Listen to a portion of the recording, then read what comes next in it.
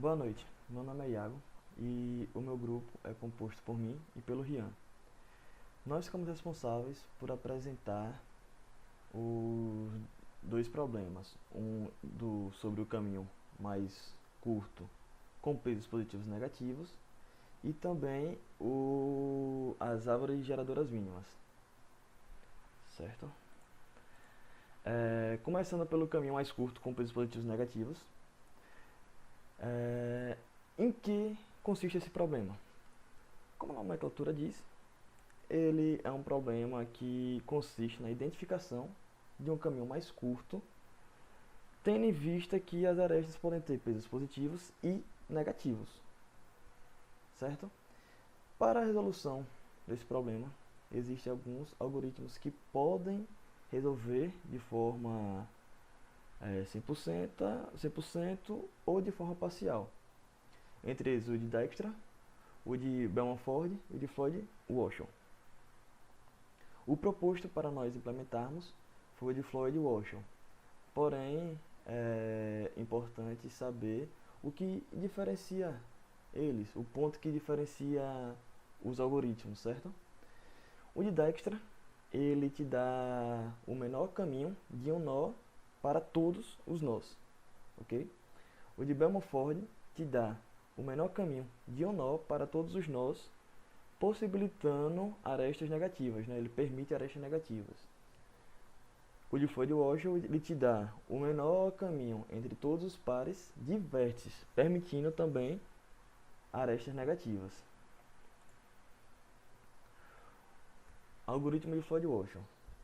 O algoritmo de Floyd tem uma característica matricial. Por ele analisar por pares de vértices, sua implementação se torna mais clara através de matrizes, certo? O seu resultado final, o seu produto final é uma entrega de uma matriz contendo o peso mínimo de uma aresta, de um caminho de uma aresta para outra, ok? No caso, o que ele quer te entregar é realmente uma matriz contendo que de 1 a 2 seria o menor peso para isso, para percorrer esse caminho seria 2 menos 1 ou qualquer coisa do gênero, ok? Agora a parte de implementação do código. Pronto. A complexidade do algoritmo, apesar de ser O de n ao cubo, ela é bastante simples de se implementar.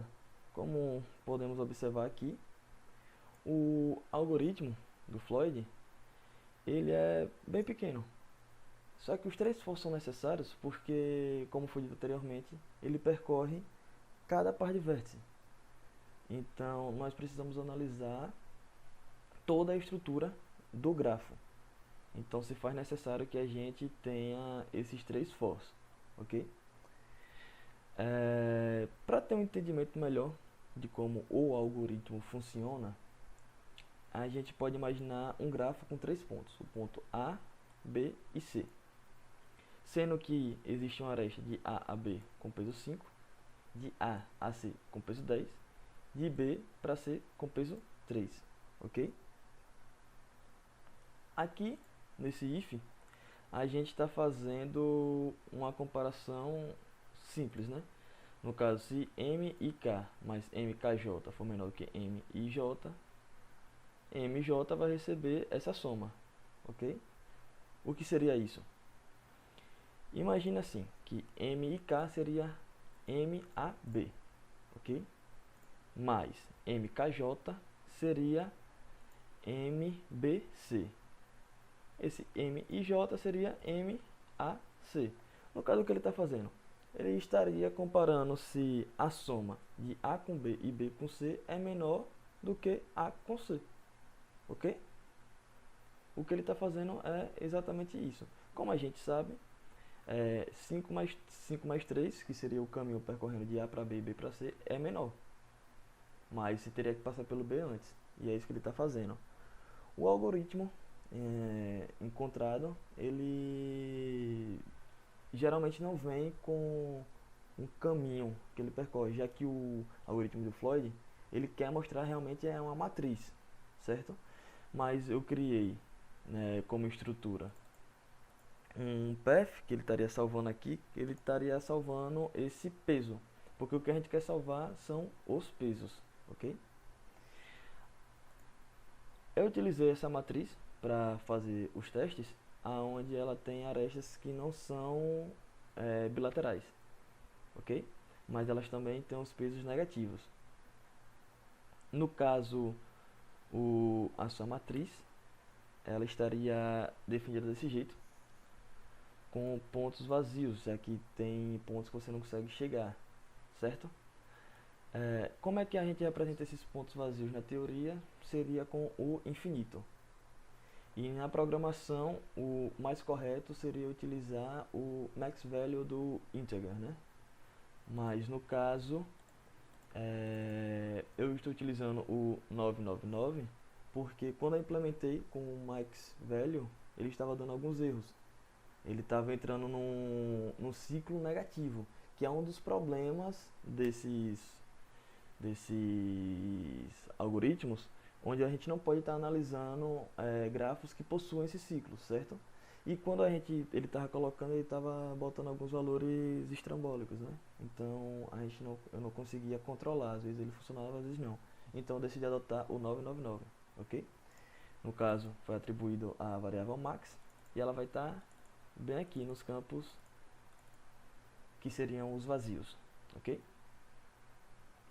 Executando o algoritmo, a gente vai ter a matriz, certo?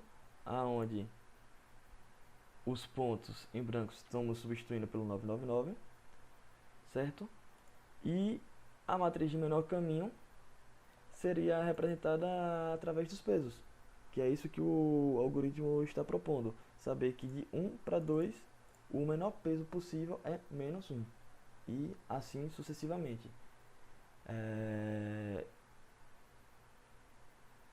O algoritmo, eu pesquisei, eles falam que depende da quantidade de vértices, da sua complexidade. Quanto mais vértices você colocar no seu grafo, né, maior será a sua complexidade, porque você vai ter que passar pelos vértices em si. Então, poderia se dizer que seria na complexidade O número de vértices, O n elevado ao número de vértices, no caso, né? Essa daqui seria a matriz do caminho, que às vezes ela consegue passar, mas às vezes não, porque ela foi implementada tendo em vista as arestas bidimensionais. E às vezes ela começa a capturar algum caminho que não consegue chegar, certo? Mas ela funciona com as arestas bidirecionais, certinho. E sobre o algoritmo de Floyd-Warshall e os caminhos positivos e negativos, seria isso. Tudo bom? Me chamo Rian e irei falar um pouco sobre a árvore geradora mínima, dando continuidade à apresentação do meu amigo Iago, que falou sobre caminhos. Então, primeiro, o que seria uma árvore geradora? A árvore geradora simplesmente é a junção de arestas do grafo que geram uma árvore. Toda árvore ela tem que ser conexa e acíclica. Mas qual é a parte que importa realmente aqui para a gente? É entender como é que a gente descobre uma árvore geradora mínima. Irei utilizar nisso daqui esse grafo, que irei fazer uma apresentação sobre ele para vocês fazerem um entendimento inicial. Então, qual é a ideia do nosso algoritmo de cluster? Depois irei falar um pouco sobre o algoritmo de Prim.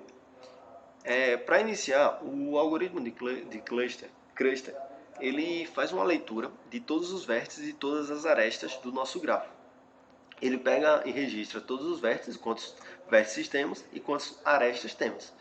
E com isso, dentro do nosso grafo, a gente faz uma ordenação das arestas pelos seus pesos. Então, aqui temos o peso 2, 4, 6 e 8. Então, o nosso algoritmo vai fazer uma listagem conforme os pesos de suas arestas. E para vocês entenderem um pouco, como é que a gente faz a detecção a partir disso daí para descobrir nossa árvore geradora mínima? Nós pegamos um vértice que tem os vértices que estão pertencentes à aresta de menor peso.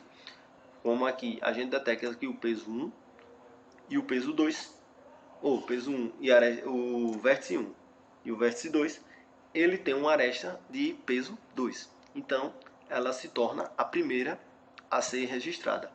E depois temos o vértice 1 ao vértice 0 com o peso 4.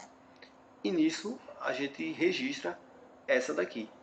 Só que na próxima a gente vai ter um problema, que isso vai acarretar na nossa árvore geradora mínima, que seria do 0 ao 2, porque na listagem o próximo passo é você pegar do 0, do vértice 2, vértice 0 ao vértice 2 com o peso 4. Porém, tem um algoritmo de Creston para detectar a nossa árvore geradora mínima, ela tira essa aresta da nossa árvore. Por quê? Porque ela já é interligada, e se ela fizer a conexão de 0 a 2 na nossa árvore, ela vai se tornar uma árvore cíclica. E a gente tem que ser uma árvore acíclica. E vou mostrar aqui para vocês como é que a gente faz isso com o nosso algoritmo. Então, para início, desculpa estar olhando para cá que minha tela é desse lado. A gente primeiro vai armazenar aqui os vetores 1 e vetor 2 e o peso das suas arestas. Iremos utilizar um vetor ciclo para pegar a quantidade máxima de vértices e registrar tudo isso. Iremos utilizar aqui esse método para detectar os ciclos, que seria o NI, que eu vou explicar um pouco mais tarde, e essa função aqui, TIPY, que também vou explicar um pouco. E para esse consorte aqui, a gente utiliza para ordenar as arestas pelo peso. Dando um exemplo aqui no main, a gente usa NM como Dracta para pegar a quantidade de arestas e de vértices que a gente tem no grafo. E teremos o vetor para armazenar as arestas, porque a gente precisa, depois de armazenar, fazer a ordenação. Iniciando o vetor dos ciclos, se os vértices forem enumerados, era a n, coloca n mais 1, porque a gente precisa ter um n mais 1, que no caso aqui a gente colocou um máximo de 101, imaginando que seria 100 o máximo. Então, depois disso a gente faz a leitura e o armazenamento de todas as arestas que temos no nosso grafo e vamos ordenar pelo peso utilizando o consorte, como eu falei. E agora vem o algoritmo de Kruskal.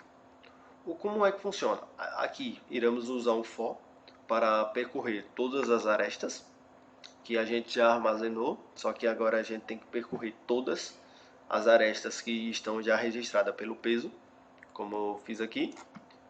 E agora iremos utilizar aqui. Depois disso, a gente faz uma detecção de arestas. Vou explicar aqui, utilizando isso aqui, a detecção de uma aresta. O que são esses pais? Inicialmente, a gente indica que os pais são todos os seus vértices, são seus pais. Ou seja, o vértice 1, ele é o próprio pai, o vértice 2 é o próprio pai, o vértice 0 é o próprio pai, o 3 é o próprio pai e o 4 é o próprio pai. Depois disso, que a gente tem, a gente vai fazer uma verificação. O pai do 1, ele é diferente do pai do 2? Sim, se isso daí for, tá a continuação. Então a gente vai fazer o quê?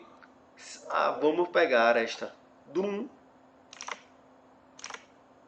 e do 2, se for uma menor que a outra, a gente vai registrar. A gente só vai fazer um registro, porque elas são diferentes. Então a gente vai pegar aqui, a aresta 1 é diferente da do 2? Sim. E lembrando, por que a gente começou do 1 para o 2? Porque as nossas arestas estão ordenadas pelo peso. Então a gente detectou aqui que o peso 2 é o menor. Então a gente pegou do 1 ao 2. E são pais diferentes. Então aqui que vem um ciclo, que vem o uni. Para que serve o uni? Eu coloquei aqui depois no if, uni, que essa função ela vai fazer o seguinte. Se o pai do 1 é diferente do pai do 2, então una. O pai do 1, que antes era 1, vai se tornar agora 2. Dá uma apagada aqui nesses. Ou seja, o que antes era 1 vai receber o pai do 2, que o pai do 2 era 2. Então, a gente tira 2 e agora temos o valor 2 como pai do 1. Voltando para cá novamente, a gente vai pegar a próxima aresta, que qual foi? Podemos pegar aqui de 1 a 0 ou então 0 a 2. Vamos pegar de 1 a 0. O que é que a gente vai fazer aqui? O pai do 0 é diferente do pai do 1? Como a gente pede, o pai do 0 é diferente do pai do 1? Sim, é diferente. Então, a gente pode fazer a interrelação e vamos registrar que de 0 a 1 a gente tem o 4, certo?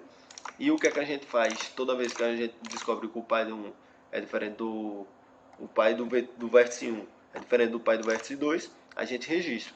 O pai do vértice 0, qual é? 0. E o pai do 1, agora é 2. É diferente? Sim. O que é que vai acontecer? O pai do 0 vai ser 2. Aí o próximo na nossa listagem das arestas é o 0 a 2, com o valor 4. A gente vai pegar aqui o 0 até o 2. Nisso, a gente pegando o 0 até o 2, a gente vai fazer uma verificação. O pai do 2 quem é? 2. E o pai do 0? 2. A gente primeiro, para entrar no Kruskal, a gente tem que detectar que eles sejam diferentes. Como eles são iguais, então já está fora. A gente vai tirar o 2, o 0 ao 2 daqui. Dá uma limpagem aqui, uma limpeza. Então, o 0 ao o 2, os vértices 0 a 2 não são pertencentes à nossa árvore geradora mínima. E damos continuidade, então, fazendo isso, verificando se o pai do 0 é diferente do 3, verificando se o pai do 0 é diferente do 4, e dando essa continuação, fazendo essa continuação e essas verificações, iremos identificar que aqui a gente vai ter os caminhos, tipo o 2, o 0 vai ser ligado a 3 pelo valor 6. Então a gente não vai precisar fazer de 3 a 2, porque o pai do 3 vai ser 2 também.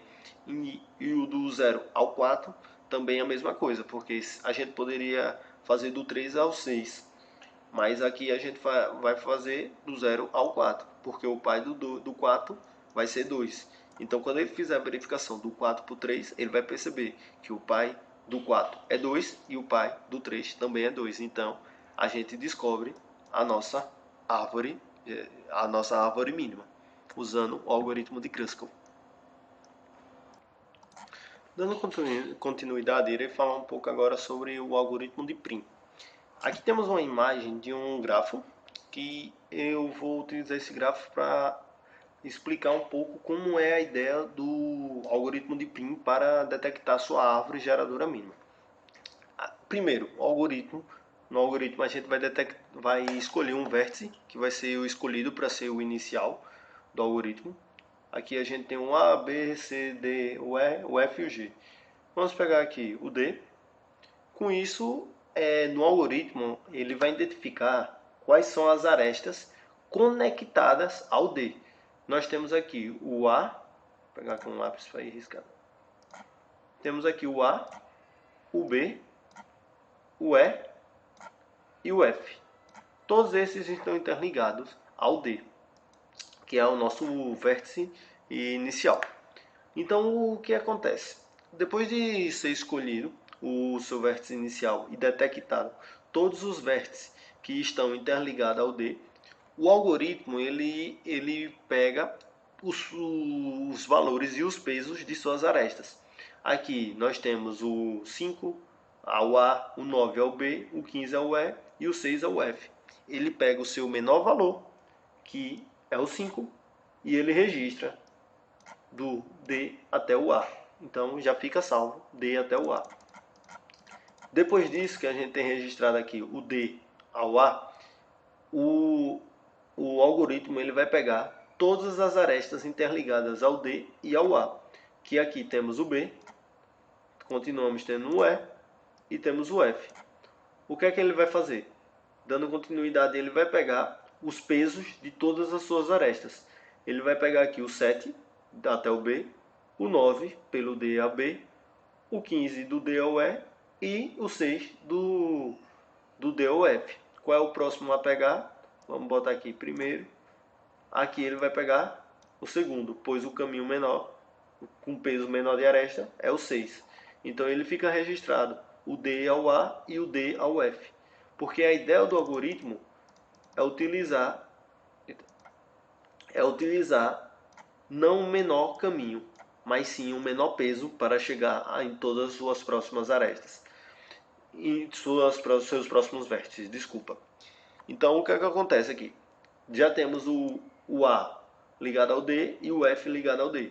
Então, o algoritmo ele vai pegar todos os vértices que estão ligados ao F, ao D e ao A. Depois disso, o que ele fizer, ele vai procurar as arestas de menor peso que estão ligadas a esse, ou seja, a gente tem o 7, o 9, o 8 e o 11 e o 15. Qual é o menor? 7. Então ele vai interligar o 7 ao B a partir de A. Então ele poderia muito bem pegar o 7 ao B pelo caminho 9, mas ele, como é um guloso, ele prefere comer logo todos que estão próximos a ele com o menor caminho. Então ele vai fazer de 7 de B por D a B. E futuramente ele vai continuar fazendo a mesma coisa, vai procurar o próximo caminho interligado as arestas D, B, A e F que já estão interligadas a D. Como aqui a gente tem já temos o B interligado ao D, o A interligado ao D e o F interligado ao A, só falta o F. Porém, o F está interligado ao E também, só que valendo 8. E também temos o B interligado ao E com 7. Então o que é que ele vai fazer? Ele vai cortar esse caminho. E vai cortar esse caminho porque ele vai preferir esse caminho aqui, que tem a aresta 7. Então a gente vai ter a ligação do D até o E, D, A, B, E. Se fosse pelo algoritmo de Draxa, ele iria pegar o menor caminho. Só que utilizando o algoritmo de Prim, ele não utiliza o menor caminho. Ele utiliza as arestas mais próximas com as arestas de menor valor. Opa.